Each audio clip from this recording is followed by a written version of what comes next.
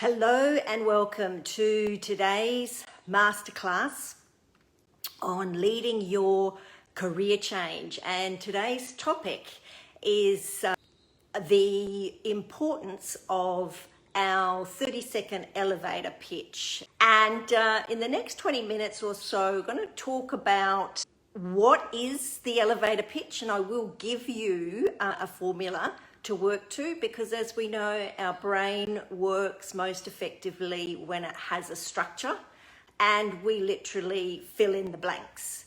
And where we can get stuck and do get stuck, and we were forever evolving in this process of verbalizing what it is we do in such a way that your audience or the person that you're talking to, whether it's your hiring manager or a recruiter or a consulting client or a coaching client, the important thing is that they understand very clearly what it is you do and how you can help them. That's really the crux of what a good elevator pitch is. It's important to know that we can have a structure and we can work to that structure, but it's not necessarily going to be automatic that when you have a structure that you're going to be able to fill in the blanks. So where are we up to? So far in the first two sessions, we have covered the importance of our beliefs. I went into quite a bit of detail about that last week. So do go back and revisit that, because a lot of our beliefs are what are driving or stopping us from actually being clear about what it is we do and what is the impact of what we do. And what we're trying to do is stand out from the crowd. What we're trying to do is be really clear and efficient with how we're communicating. So I am going to give you 3 steps, if you like. And one is, what is it that we're going to say? What is it? And the second step is, can we actually draw what we say we do? And the third thing then is, what is our digital footprint? What is our social media saying about what we say we do and how we say that we are unique? What is the impact of what we're doing? So if we come back to the basics then of why this matters. This matters because we're in a very busy market, as we know. What are the problems that we see? The problems often are that I see with clients is that they're either way too much in the detail of what it is of the actual what that they do.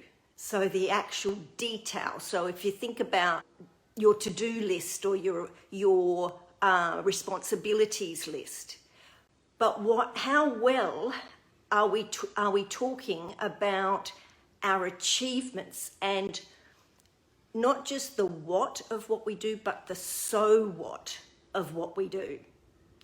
And this is something I find that women in particular can be really poor at talking themselves up. And words like self-promote, words like self-promote or bragging, what's your brag book? I know a lot of these words don't resonate, particularly with professional women, that we just often will downplay our achievements or the impact of our achievements because, and again, a lot of that goes back to our upbringing. It goes back to good girls don't brag about themselves. And this is the kind of belief systems and schemas of beliefs and what is true and what is right. They need to be smashed, quite frankly, because if you don't get out there and speak proudly and confidently and clearly about what you do and how you do it and why you are the best person for that role, how you do that role differently and better than others, this is what needs to be honed. And if you haven't already watched my video, I will put a link down where the 8 steps to your career guide. I will put a link to that because I do take you through a journey path that covers some of what we're going to talk about today. And the first thing that we need to do is define what is your superpower. What is that thing that you do really well that lights you up when you're doing it, and it actually creates good results for the people, for the project, for the thing that you're part of. And this is what comes back to then, what is your superpower and what problem are you solving when you use that superpower? And then when you solve that problem, what then is made possible because you have solved that problem? So we've got the what you do that's related to your superpower, and then there's the so what, which relates to the specific problem you solve.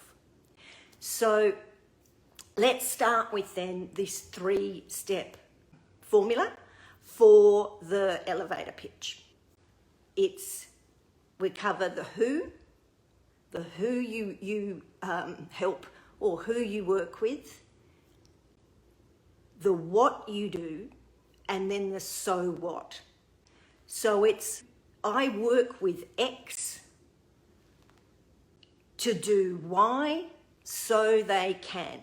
And it's the so they can part that really needs to be specific to the person you're speaking to. So that's where all the background research you've done on the role, on the company, on the problems, on the gaps, so you can hone in on specifically, ideally the one gap that you see is going to be where client is going to get the biggest benefit from your work, or the company is going to get is going to solve their biggest problem by your efforts and your skills and what you bring.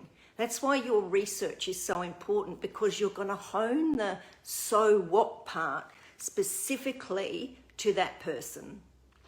So if we use me as an example, is I teach and coach ambitious midlife professionals how to communicate their unique value, their unique professional value, both online and offline, so they can get their ideal role, or get their ideal business off the ground, or get that next consulting client, and be paid their professional worth, and be valued and respected for who they are, and be being paid and respected and valued doing work that is meaningful and work that they love.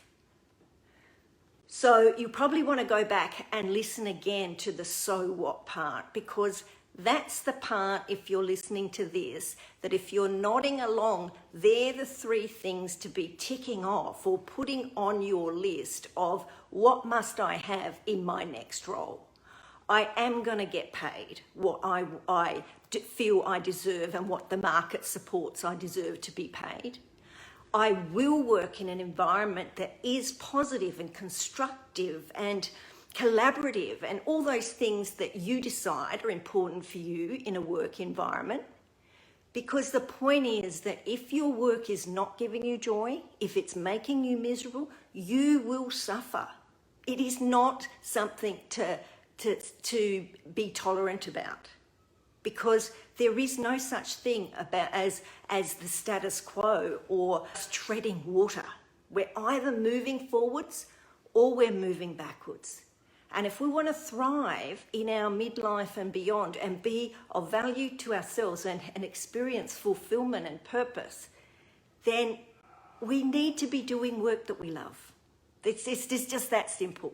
So that's why the so what is so heavily linked, if you like. The so what that you deliver to others is also going to be important to you. And this is where you'll find you'll have alignment of values, where what is important to you is also important to that person across the table. So the first thing is to verbalize who you help, how you help them, so what problem do you solve, and what then is made possible because you work with these people or in this field or on this project and solve the problem that you nominate you solve. And the clearer you can be with that, then the more compelling you are as a communicator and as somebody who anyone across that table is going to want on their team. Because everyone is suffering in the noise. Everyone is grappling with how do we work online, still being forced to be doing so much more online than offline. We're still like not quite comfortable coming together in big groups. The whole COVID thing is not going to go away in a hurry. So the more effective we can be online, and this is where communication is so important, that we then are much more able to differentiate ourselves, because there's a lot of people babbling on. There's a lot of people just either not being clear or just being, or just sort of vomiting way too much information. So it's a skill and it's something that can be developed over time for sure. Now the second point is, so the first thing is you want to verbalize it. The second thing is, can you draw it on the back of a napkin? Now, why is this so important? So can you draw it on the back of a napkin? Can a 12-year-old understand what you do? Can they verbalize back to you? Or what do they verbalize back to you when you explain to them what you do? That's actually a really good litmus test. So that could be something you could take away from this, is actually write out your elevator pitch, who you help, how you do it, and what the so what of that is. And test it out on a few people and see what they understand and what they give back to you after what they hear from you. But drawing it out, what drawing it out it means is that you are showing them your how, that you have a systematic way of working. You have a system for success if you're able to draw it out. So for me, this is where I had developed over my years of coaching and working in large, complex sales projects. We have to have a system for success.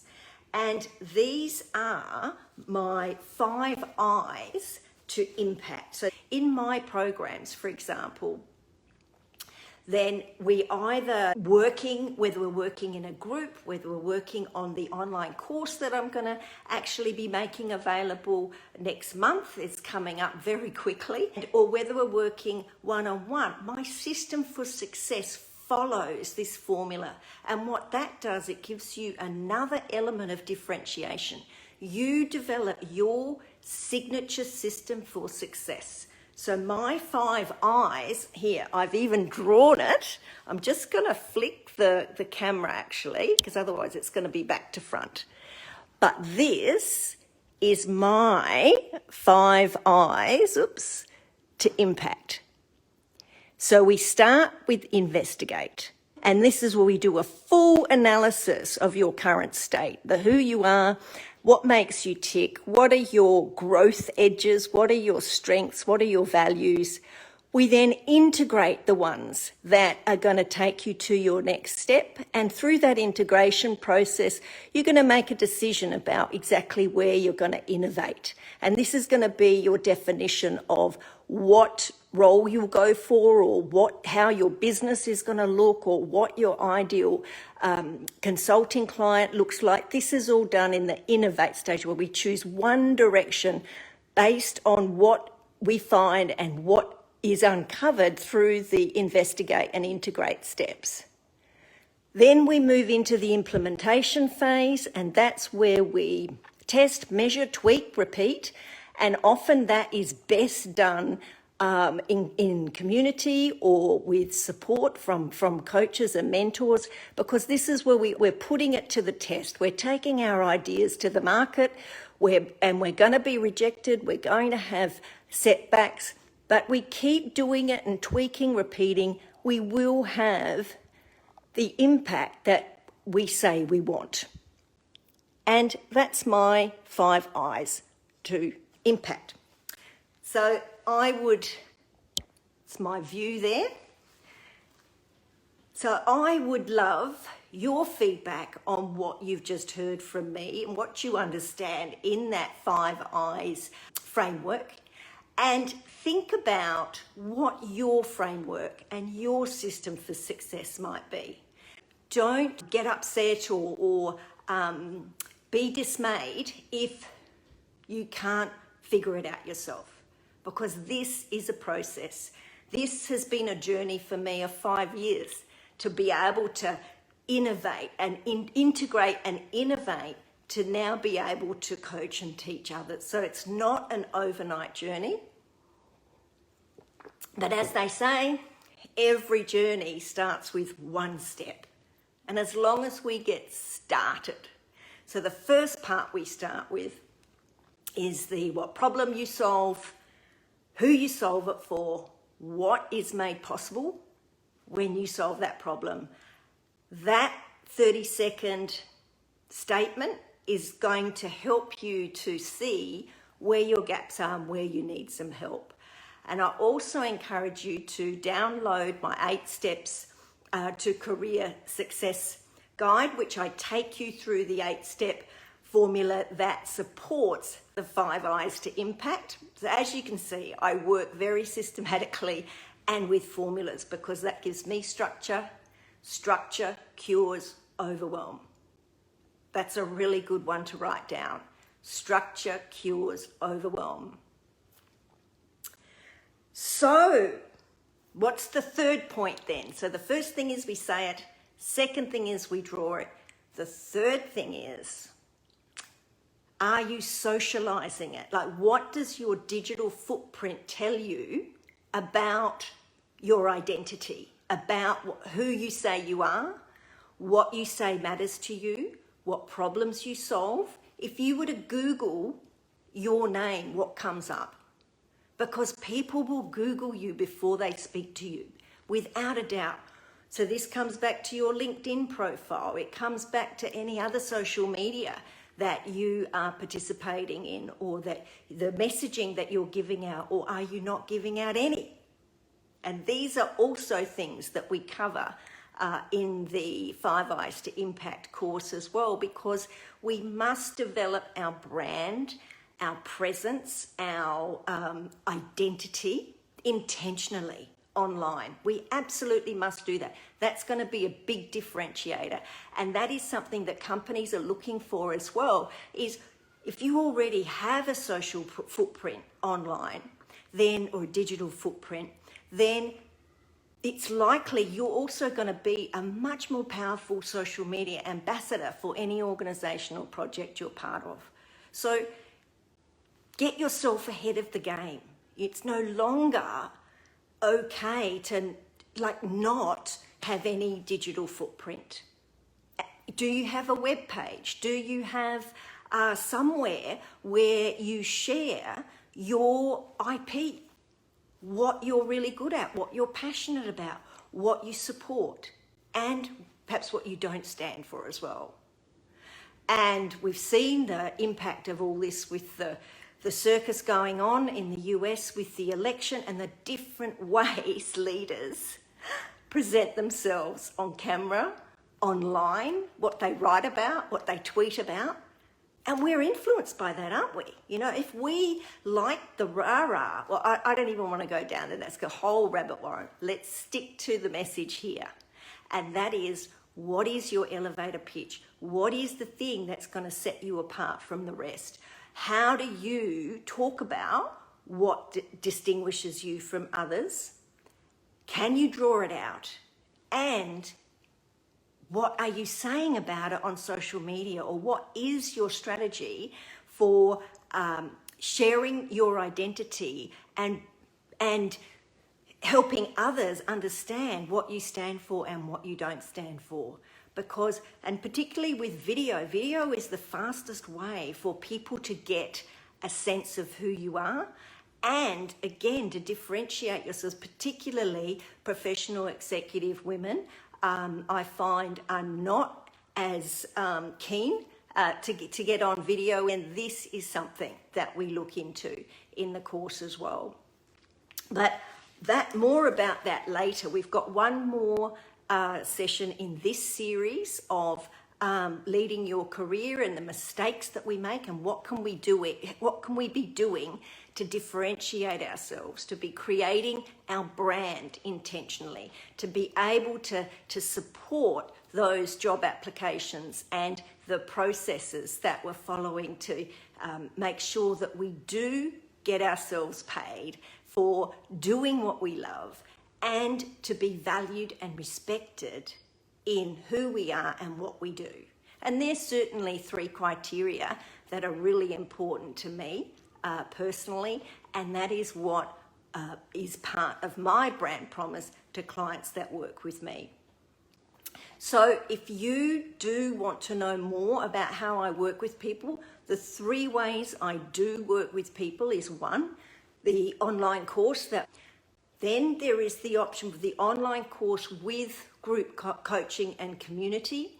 And then the 3rd way is I do have some availability for one-on-one, but that is definitely a premium offering, because a lot of what I'm doing is much more around group and team and working online and leveraging the power of professionals coming together. So the networking aspect of what we do is really important as well. But in the first instance, I do encourage you to download the 8 steps to a career guide that I have put together, and that also gets you on the mailing list to make sure that you will be kept up to date with the information on the course as it becomes available. Certainly put in the messages below if you want to get some feedback on your elevator pitch, of what you who you help, what you do, and what that makes possible. Put it in the comments. I will come back and we can have a dialogue. I'll give you feedback in the thread here. And if you've enjoyed this video, I do encourage you to watch it again, and then share it on your social networks or with people you think might get benefit as well. So I'm going to sign off for now. I trust this has been useful. Do let me know what you've learnt, what you've really enjoyed, and one thing you're going to do differently this week as a result of this video. I look forward to seeing you again next week. Thanks for joining.